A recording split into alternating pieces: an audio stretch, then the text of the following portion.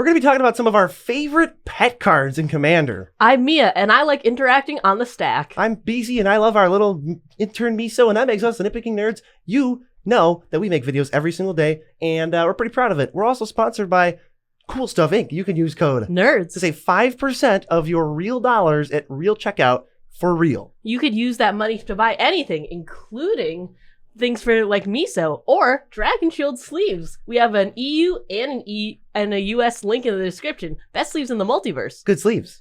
We're also sponsored by Moxfield.com, the best deck building website anywhere, actually. Yeah, we're kind of distracted because this cat is going to like destroy everything that's happening right now. He doesn't know what's going on. He's just an intern. But yeah, Moxfield, you'll see it somewhere in the middle. And happy birthday to everyone whose birthday is today. So we have pet cards. These are cards that we play a lot more than we should. We love them a lot more than we should. They're just cards that have connected with us on a special level. And we haven't talked about this in years. So these are some new entries. Plus, Mia has never given her input on her pet cards because she's only been here for like 3 months. So we are ready to roll. Absolutely. My first one is Tybalt's Trickery, something that you may or may not have heard BZ tease me about here and there. It is for 1 in a red and instant. You counter target spell. You choose 1, 2, or 3 at random. It's a controller mills that many cards and exiles cards from the top of their library until they exile a non-land card with a different name than that spell. They can cast the spell without paying its mana cost, then they take the exiled cards and then put them on the bottom of their library in a random order. As I said in the opening, I really love interacting on the stack, and I don't really play blue that often, so I like having this in my back pocket as a little, no, you can't do what you thought, because even though I'm in Mardu, I still give you permission. Yeah, she likes to have that feeling of being able to answer anything. Mardu can't answer quite everything, so if there's a really problematic spell, you want to be able to have a counter spell for it. I've been on the receiving end of this too many times to even count. It stinks. It stinks to, get your spell countered in red. I think it is kind of funny. I can't fault you for it. I mean, I think it's good too because it's not like you're paying a premium cost. 1 and a colored mana is the same rate that you'd still pay in a counter spell in blue or something too. So I can't say it's like, oh boy, that's too expensive. It's still a pretty good rate. The problem is they get a free spell. That would be the problem. I mean, same with Chaos Warp though.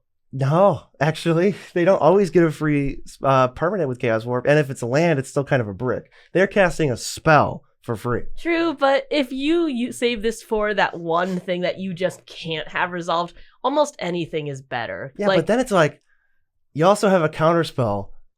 But if there was a counter spell that said you can only counter 8 drops with this, that would be a stinky counter spell. It would be a stinky counter spell, but also it's like I've hit so many things that need to be resolved. Like I have a full board, someone casts a board wipe, I go no, and they flip and they hit a mana dork. Is that really? That's pretty satisfying. Yeah. There's high highs and low lows, I think, with it. And I can't complain because some of mine are pretty ridiculous too. My next one is really 2. There's a non-creature version and a creature version. These are very specific. I chose these very specifically. The first one is Preordain. Blue for a sorcery, scry 2, draw a card. I love Preordain. It's my favorite cantrip by a lot, actually. The amount of serotonin that goes through my head as I resolve any given cantrip. Preordain is so far ahead of the rest of them, and I don't really know why. But if you take something like Serum Visions, which is draw card, scry 2 for a blue, I have no interest in that card at all. Couldn't care less. Bored to tears by it, but when I get to scry 2 first and then draw, it sets me up. I love spinning my wheels. Everybody knows this by now. And then the creature version is Elvish Visionary, 1 and a green for a 1/1 ETB, draw a card. The creatures can be reused and they count for something in the graveyard most of the time. And if you can like block with it and attack with it and get something done, you get a little bit extra value and it's not just a cantrip. And I love Elvish Visionary. Baleful Strix, Elvish Visionary, yes. That's one of the cards I grew up with. Well, I mean, I know why you like having it stapled onto a creature. You love taking stuff from your graveyard and putting it back onto the field. Yeah. I used to like play Elves as my first like coherent standard deck, and Elvish Visionary was really good in that deck. It was like a super useful body, and that's like what taught me that these little cantrips in the right deck can be so much more powerful than just replacing a card, which is useless, if you can't get something out of it. So like, it can tap for mana, it can count for your elves, it can get +1/+1, it can be part of your alpha strike. Like, oh man, I love Elvish Visionary. That one very specifically is very special to me, especially because there's the original artwork has a lot of orange in it. I'm a big orange fan. Ever since then, BZ has not been able to play less than 2 spells a turn. Yes, I have never done that ever. What is your next pet card, which I also enjoy? My next pet card is Sunforger, a 3-mana artifact. The equipped creature gets +4/+0, and you equip it for 3. But if you pay 1 red and a white and unattach it from the creature, you can search your library for a red or white instant card with mana value 4 or less and cast it without paying its mana cost, and then you shuffle. I really like this card because, again, it's another get out of jail free card. I play this in decks sometimes with Tybalt's Trickery, sometimes without. It's a really good budget card for one, so sometimes it does fit into decks that can't afford Tybalt's Trickery, because that's actually getting up there in price. It's a few dollars. Yeah, that's kind of funny. I like this card. I like that it's very toolboxy. It fits with your need to have an answer for everything, play style. And so here's my question for you: how many instants that cost 4 or less that are red or white would you say is minimum to play Sunforger? I think you need at least 6 or 7, but I think that's pretty easy to get in certain cases because it's Swords and Path already are 2. And a lot of people put in Teferi's Protection, so there's 3. There's almost half of them right off the bat. Yeah, so we know Tybalt's Trickery is, I would say, not great. Preordained and Elvish Visionary, you usually don't play it unless you have specific synergies. How good do you think Sunforger is? I think Sunforger is better than I see it being played, which is almost never. But I do think it shines best in budget and slower games too, considering it does have a higher equip cost. And to do all of its effects, to get that effect, you do need 8 mana untapped. So over a few turns is definitely not bad.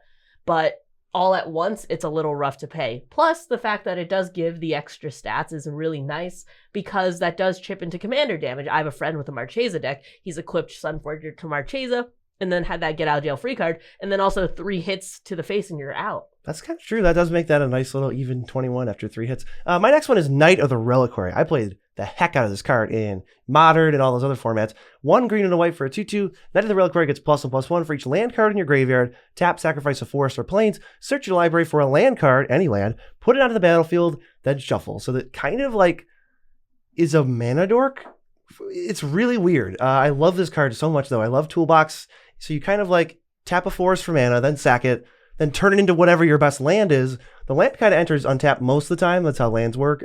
So then you can tap it for mana or something. If it's Nykthos or even just Ancient Tomb, you just go find your best lands. I loved this with all the lands that have ETBs, like Bajuka Bog, even Sajiri Shelter, I think was seeing some play in competitive formats, very briefly. But it's definitely translated into Commander. I love this card. It goes with one of my all-time favorite Commander cards, Field of the Dead, which I actually cannot stop playing no matter what I try to do.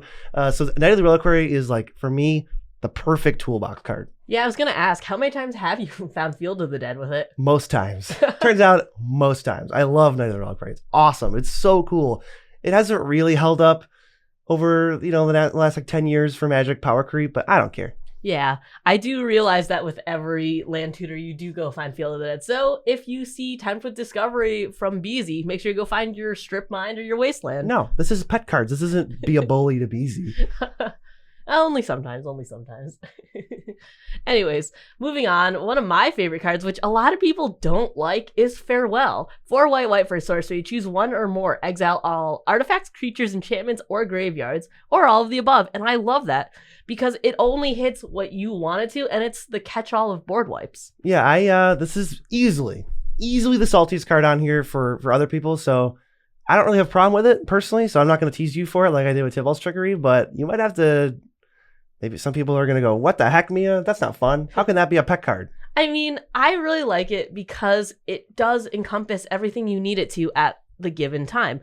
If you need certain things only the graveyard player is speeding quite ahead and you need that, then you could just exile graveyards and everyone's board can stay untouched. If you're running an artifact deck, everything else but artifacts and most of your stuff can come out unscathed. I really like it because it's multimodal.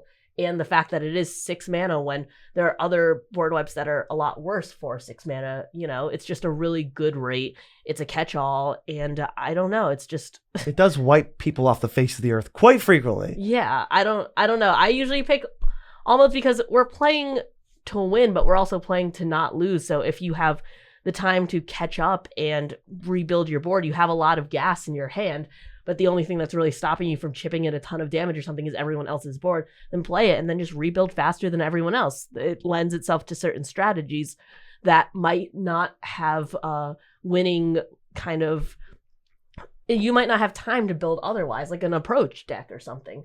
You can't beat combat damage if they're going too fast with approach. So when you wipe the board multiple times or something, then you have the time to set up that win. My next pet card that I really, really love is white also, but only kind of. It's Eldrazi Displacer. It's 2 and a white for a 3/3. It's got Devoid. It has no color, but it does. Its color identity is white. You pay 2 and a colorless to exile another target creature, then return to the battlefield tapped under its owner's control. This is like the epitome of like fair Magic, and it's one of the ways to reuse all those creatures with ETBs that I love so much, like Elvish Visionary, and it just makes it so that you can pay 3 mana, get an effect that will vary depending on what your board state looks like. I love this card so much. I also just like Eldrazi in general, and I have like a soft spot for that Elf of the Gatewatch set. So this is just like the total like confluence of all the things that I like, just in a little value engine. I really like Eldrazi too, and I can't seem to find a deck for most of them, but this card is actually really annoying because it says exile another target creature and not a creature you control or something. You can use it to target your opponent's creatures, especially in decks that win via combat damage or something. You go, nope, it's just coming back tapped, and then, see you next turn. Oh, I've loved this thing. It's been so like randomly good in Commander games too, so it's only making me like it as a pet card even more, where you're like, oh, your creature has 8 counters on it, reset it.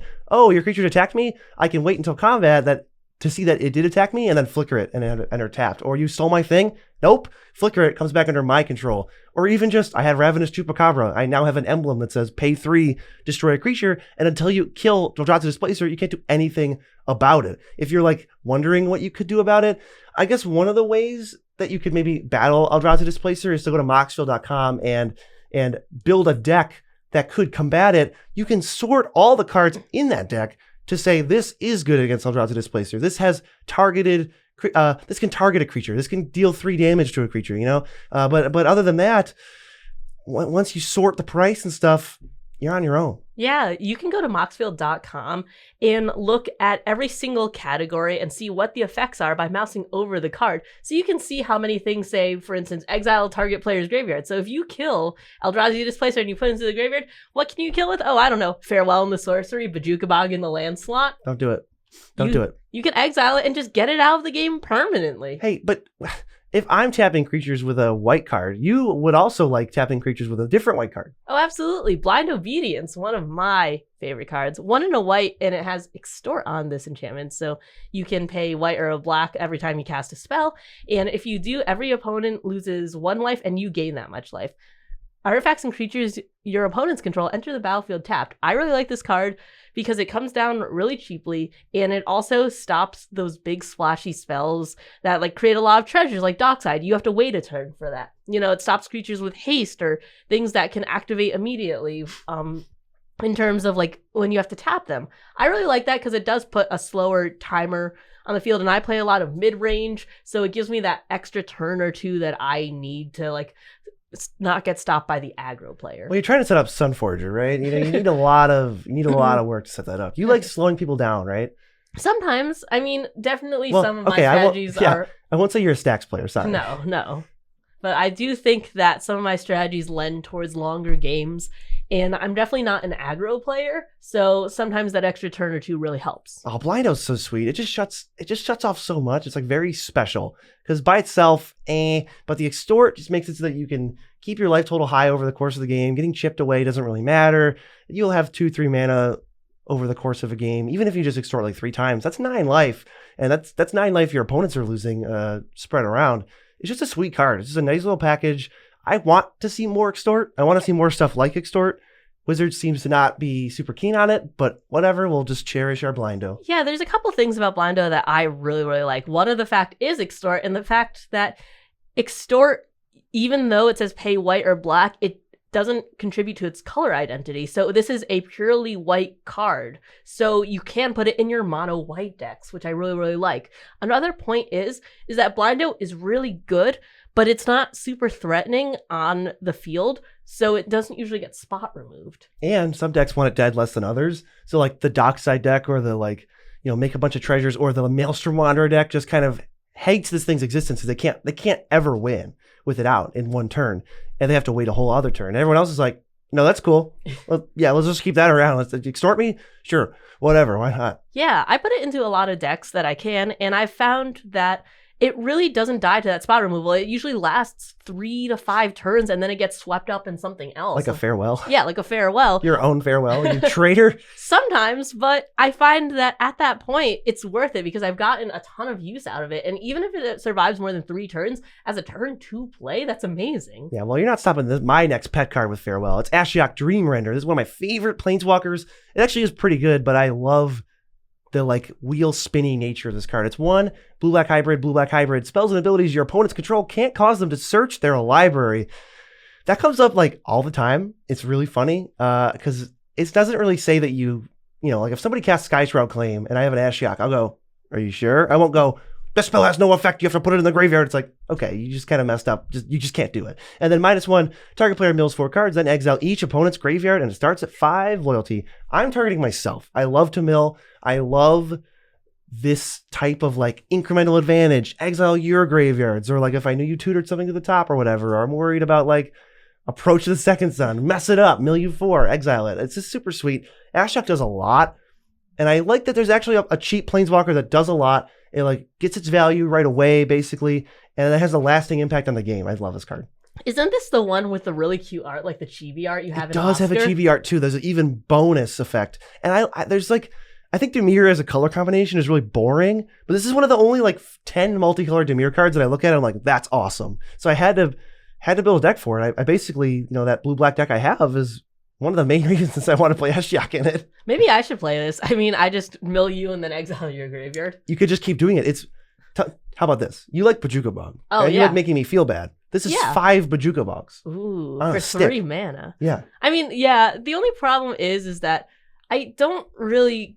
I guess the extra little you can't search is just a little extra, right? It's just pretty gravy. Nice. I don't know. As far as I can tell, in my experience, it's been pretty nice. Plenty of people have planned their turn out, played 3 spells and then tried to search, and I go, that's not going to work out. And they go, oh, shoot, take it back. And then they're like, well, I guess I'll just pass then. Yeah, I guess since we've been playing a lot more budget games and that sort of thing, we haven't been dealing with as many tutors that are game-ending tutors. It's more of just the Terramorphic Expanse tutor, right? It's like, you better hold that up. But yeah, you can't attack Ashiok, so it's not the most oppressive thing in the world. I just think it's a really cool card. I love the compact, neat little design. And I also just like the way it looks. The Dimir colors on a hybrid Planeswalker is pretty cool. Yeah, I think Ashiok looks really cool. I love the Nightmare-esque, and it's very wispy. Yeah, I just wish that Ashiok was more in the store, Maybe someday. Maybe in the Owen Path story, Ashiok will actually do something. This next card is the most recent on our pet cards list, and you love it, and I gotta put it in the deck.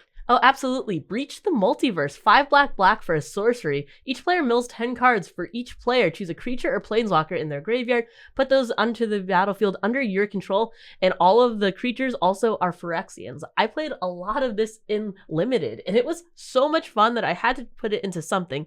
So I have it in my Jekyll Hyde Duality of Drawing Cards deck. And I have to mill people a lot in that deck to begin with, so this is just an extra chunk of mill, and then I just search through your graveyard for everyone's best thing and toss it onto the battlefield under my control. Yeah, there's a lot going on with this card. I think it's actually pretty strong, and I do want to play it because it is a fun effect. It makes up for the fact that you're milling each opponent for 10, because as your opponent, I would love to be milled for 10, but you get my best creature, so that's okay, well, it's not that great for me. So wow, it's the fact that it hits all graveyards, not just what you milled. It's a common misreading of the card. It's really sweet. I want to play this so bad.